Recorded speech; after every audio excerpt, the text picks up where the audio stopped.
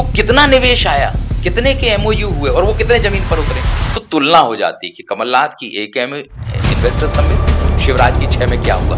जहां तक आप मोहन यादव की बात कर रहे हैं, तो मोहन यादव के लिए हमें इंतजार करना पड़ेगा कितने रोजगार विकसित होते हैं और जो कमिटमेंट किया है कंपनियों ने वो वाकई पूरा करती हैं। अगर ये करने में सफल होते तो मुझे लगता है कि फिर मोहन यादव की हाइट जो होगी उसकी हम और आप तुलना नहीं कर सकते। प्रदेश बिजली के मामले में आत्मनिर्भर राज्य बन चुका है, सरप्लस बिजली है। कल प्रधानमंत्री नरेंद्र मोदी ने भी ये कहा, अगर पानी उपलब्ध हो जाता है तो मैं ये मानता हूं कि उद्योगपति धंधा करने लगता है। उसकी इच्छा होती है पैसा कमाने की, वो धर्म करने नहीं आ रहा। जब उसको सुविधा मिलेगी और मध्य प्रदेश में पैसा कमाने का अवसर मिलेगा तो जल्दी इन्वेस्टमेंट करेगा।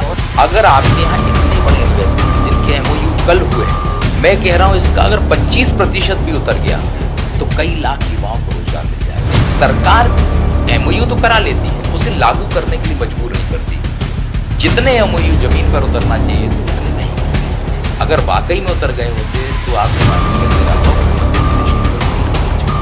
के साथ राघव शर्मा। मध्य प्रदेश में 8वां इन्वेस्टर समिट हो रहा है और इसकी तैयारियां भी तेज हो चुकी हैं और पहला दिन हो चुका है, दूसरा दिन है और ये मुख्यमंत्री मोहन यादव इसको पूरा मैनेज कर रहे हैं, देख रहे हैं। मुख्यमंत्री मोहन यादव के लिए एक बड़ी चुनौती है क्योंकि ग्लोबल इन्वेस्टर समिट उनके लिए पहला ग्लोबल इन्वेस्टर समिट है मुख्यमंत्री के तौर पर।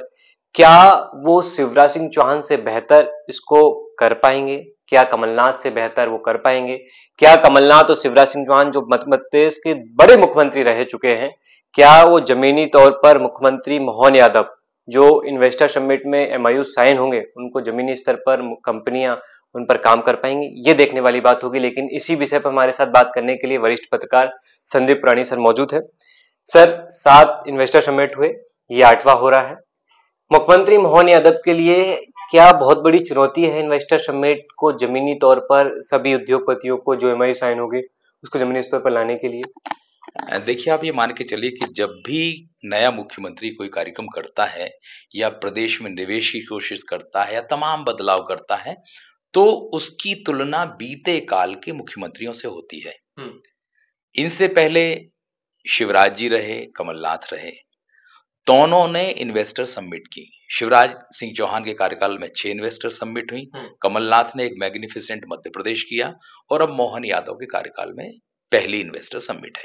ये ग्लोबल इन्वेस्टर समिट है। स्वाभाविक सी बात है कि शिवराज सिंह चौहान के कार्यकाल में जो 6 इन्वेस्टर समिट हुई हैं वो कितनी सफल रही, कितनी जमीन पर उतरी, कितने लोगों को रोजगार मिला, एक पक्ष। दूसरा, कमलनाथ ने 2018-19 में शायद मेरे को लगता है इन्वेस्टर समिट की थी, उसके नतीजे क्या आए, कितनी जमीन पर उतनी इकाइयां, कितने लोगों को रोजगार मिला, ये 2 मुख्यमंत्रियों के कार्यकाल की लेखा जोखा आपके पास रहेगा। अब मोहन यादव के कार्यकाल में ये इन्वेस्टर समिट हो रही है।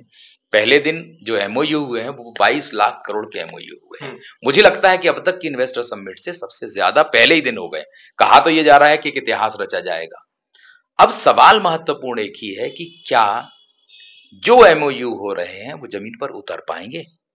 अगर मोहन यादव दोनों मुख्यमंत्री, पूर्व 2 मुख्यमंत्री के कार्यकाल की तुलना में बेहतर काम करने में सफल होते, उसका आशय साफ है कि जमीनी स्तर पर कौन सी इकाई काम करती है, कितने रोजगार विकसित होते हैं और जो कमिटमेंट किया है कंपनियों ने वो वाकई में उन्हें पूरा करती हैं।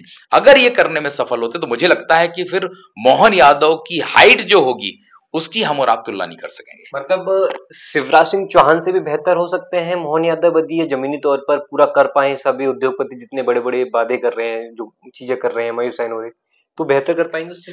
देखिए, मध्य प्रदेश की स्थितियां बदली हैं। उद्योगपति को क्या चाहिए? उद्योगपति को चाहिए जमीन, उद्योगपति को चाहिए बिजली, उद्योगपति को चाहिए पानी, उद्योगपति को चाहिए बेहतर लेबर, सरकार से सुविधाएं, रियायत। अगर मान लीजिए मोहन यादव जिन बातों को कह रहे हैं कि वो उद्योगपतियों को रियायत देंगे, अगर उद्योगपतियों की मनमर्जी के मुताबिक रियायत मिलती है, उन्हें सस्ती दर पे बेहतर जमीन मिलती है, पानी की सुविधा होती है। मध्य प्रदेश, देखिए एक चीज और है कि मध्य प्रदेश बिजली के मामले में आत्मनिर्भर राज्य बन चुका है, सरप्लस बिजली है। कल प्रधानमंत्री नरेंद्र मोदी ने भी ये कहा कि मध्य प्रदेश वो राज्य है जो सरप्लस बिजली हो गई है। तो बिजली का क्राइसिस आपको है नहीं। आपको कोल ब्लॉक यहाँ आसानी से मिल जाएंगे, वो सेंट्रल को देना है। तो मुझे लगता है कि अगर उद्योगपति को सब चीजें मिलती हैं तो उद्योग क्यों नहीं लगाएगा।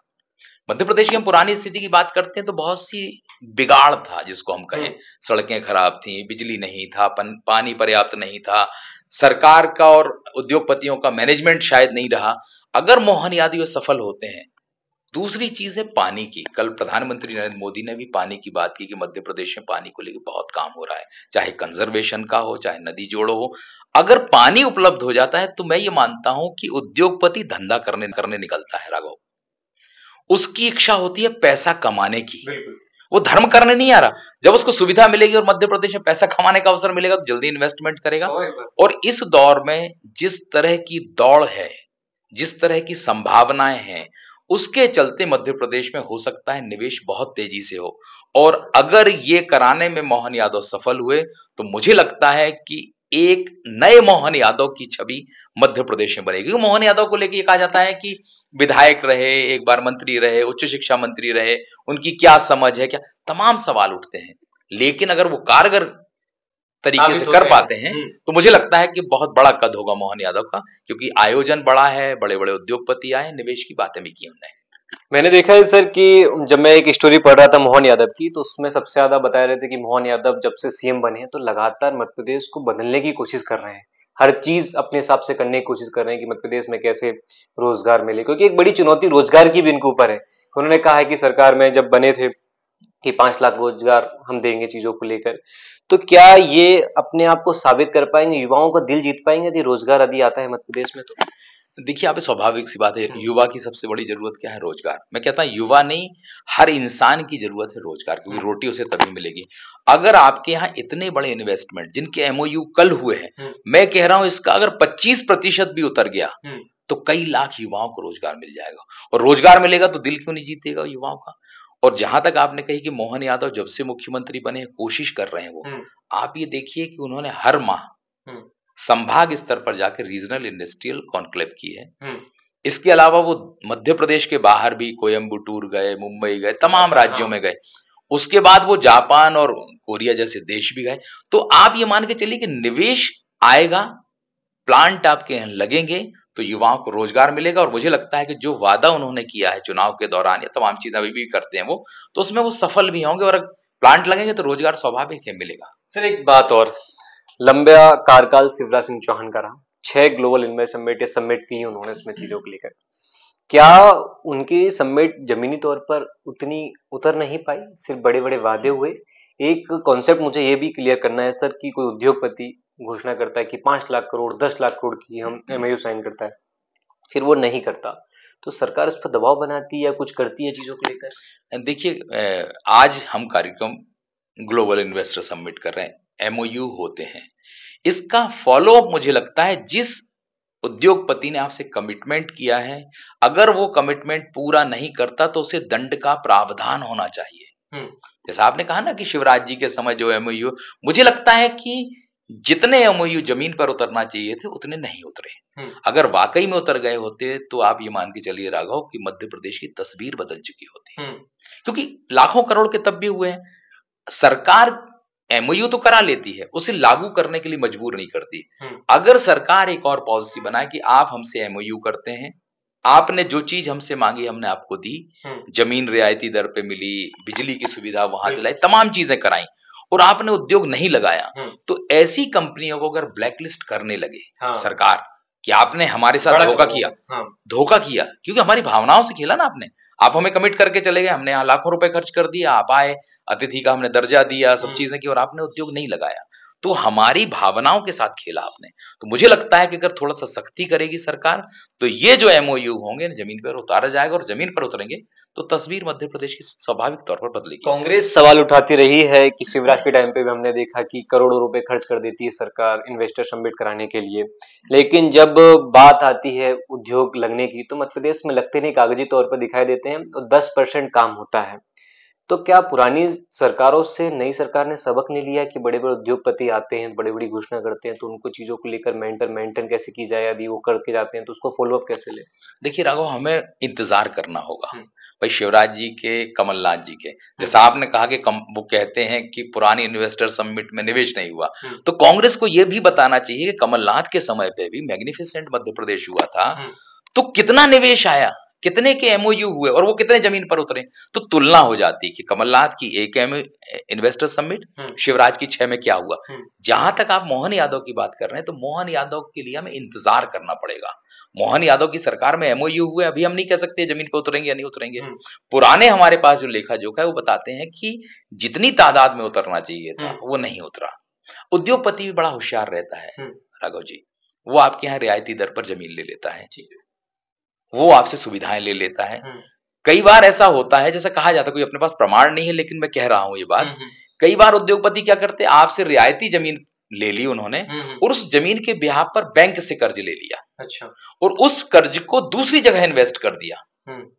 तो सवाल यह कि इस पर चेक एंड बैलेंस भी सरकार का होना चाहिए। अगर कोई उद्योगपति ऐसा करता है तो उस पर सख्त कार्रवाई, ऐसी कानूनी प्रावधान करना चाहिए राज्य सरकार को। उद्योग नीति में है या नहीं है मैं ये नहीं कह सकता, लेकिन इस इन्वेस्टर समिट के बाद अगर आपके पास लाखों करोड़ के एमओयू आ रहे हैं, उद्योगपति भरोसा दिला रहे हैं, कहीं ऐसा ना हो जाए कि कई उद्योगपति आपकी जमीन लेके अपना निजी लाभ ले लें, इस पर भी सरकार को नजर रखनी तो सरकार का नुकसान रहेगा। तो सरकार का नहीं, मध्य प्रदेश का नुकसान, ये राज्य का नहीं है, ये मतलब सरकार का नुकसान नहीं है, ये मध्य प्रदेश का नुकसान है कि हमने जमीन ले ली 10 एकड़, उस 10 एकड़ जमीन के बदले हमने लोन ले लिया, क्योंकि वह जमीन हमें रियायती दर पे मिली, 1 रुपए 2 रुपए की दर पे, और वो जब उसकी लैंड की वैल्यूएशन हुआ, कलेक्टर वैल्यू देखिए, तमाम चीज देखी, तो वो करोड़ों की चली गई। उसके आधार पर हमें बैंक ने लोन दे दिया। अब बैंक उस जमीन को भी अगर कब्जा कर लेता है, बेचना चाहता है, तो नुकसान किसका है? मध्य प्रदेश का, प्रदेश का, राज्य का नुकसान। तो मेरा ये मानना है कि सरकार को इस दिशा में प्रयास करना चाहिए और ऐसा कानून बनाना चाहिए, नीति में ऐसा प्रावधान करना चाहिए कि कोई उद्योगपति इस राज्य को धक्का देने का साहस ना कर पाए। आखिरी सवाल रहेगा सर मेरा, मुख्यमंत्री मोहन यादव के लिए ये ग्लोबल इन्वेस्ट समिट क्या अपने आप को साबित करने के लिए बहुत बड़ी योगदान साबित करेगा? इसमें क्या उनको लोहा मनवाएगा कि हाँ मैंने ये चीज करके दिखा दी? देखिए, लोहा तो मोहन यादव ने मनवा दिया। एक आयोजन, इतने बड़े लोगों का आना, प्रधानमंत्री की मौजूदगी, गृह मंत्री का आना, ये संकेत तो दे रहा है कि उन्होंने अपने को साबित कर दिया। अब कितने सफल हुए, दो चीजें होती हैं। एक, जब हम मैदान में उतरते हैं और शुरुआत हम बहुत अच्छी कर देते हैं, तो ये हो जाता है कि नहीं यार ये टीम का कैप्टन अच्छा है। तो मोहन यादव ने वो तो काम ठीक किया है। और एक राघव, एक और चीज मैं कहूं, ये कहने में मुझे कतई संकोच नहीं है कि बीते 1 साल में मोहन यादव व्यक्तिगत तौर पर किसी बड़े आरोप में नहीं उलझे, किसी तरह का घेराव उनका व्यक्तिगत तौर पर, ठीक है कांग्रेस आरोप लगा सकती है, लेकिन व्यक्तिगत तौर पर जब आप पे कोई लांछन लगता है, आरोप लगता है, प्रमाणित होता है, कम से कम वो स्थिति अभी मोहन यादव की नहीं है। और ये इन्वेस्टर समिट के बाद अगर वो एमओयू को जमीन पर उतारने में सफल होते हैं, एमओयू के भी स्टेप होते हैं, पहले जमीन मिलना, फाउंड डलना, फिर और होना। मैं कह रहा हूं अगर मोहन यादव पहला स्टेप करने में भी सफल होते हैं, तो वो एक नए चेहरे के तौर पर मध्य प्रदेश की राजनीति में पहचाने जाएंगे। तो मध्य प्रदेश की राजनीति में एक नए चेहरे के रूप में मोहन यादव को देखा जा सकता है, यदि वो जिस हिसाब से ग्लोबल इन्वेस्ट समिट में बड़े बड़े उद्योगपतियों ने जो एमओयू साइन किए हैं वो जमीनी तौर पर यदि आते हैं, तो अब देखना है कि कब तक मध्य प्रदेश की धरती पर उद्योग लगते हैं और युवाओं को रोजगार मिलता है और मुख्यमंत्री मोहन यादव अपने आप को कितना साबित कर पाते हैं।